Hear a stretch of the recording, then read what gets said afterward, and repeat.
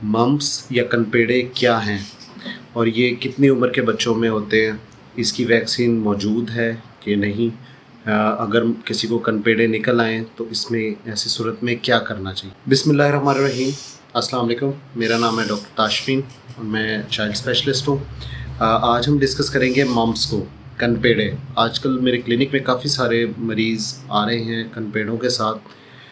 सबसे पहले तो ये एक वायरस से होने वाली बीमारी है, इन्फेक्शन है, जिसमें जिस्म के ख़ास गदूद पैरोटिड ग्लैंड्स होते हैं जिनकी सोजिश हो जाती है और ये काफ़ी ज़्यादा दर्द और बुखार के साथ आते हैं। इसकी कोई एज लिमिट नहीं है, बड़ों को भी हो सकता है, बच्चों में भी हो सकता है। इसकी वैक्सीन मौजूद है, लेकिन हमारे यहाँ जो EPI में आजकल लग रही है उसमें मौजूद नहीं है। MR लग रही है, MMR की वैक्सीन अवेलेबल नहीं है, लेकिन प्राइवेटली लोग इंपोर्ट करा रहे हैं और वैक्सीन सेंटर से लग जाती है। इसके अलावा अगर कनपेड़े हो जाएं तो ऐसी सूरत में आपने सिर्फ़ और सिर्फ अलामाती ट्रीटमेंट करना होता है। बच्चे की खुराक, हाइड्रेशन अच्छी रखनी है, अपने पीडियाट्रिशियन को दिखाना है।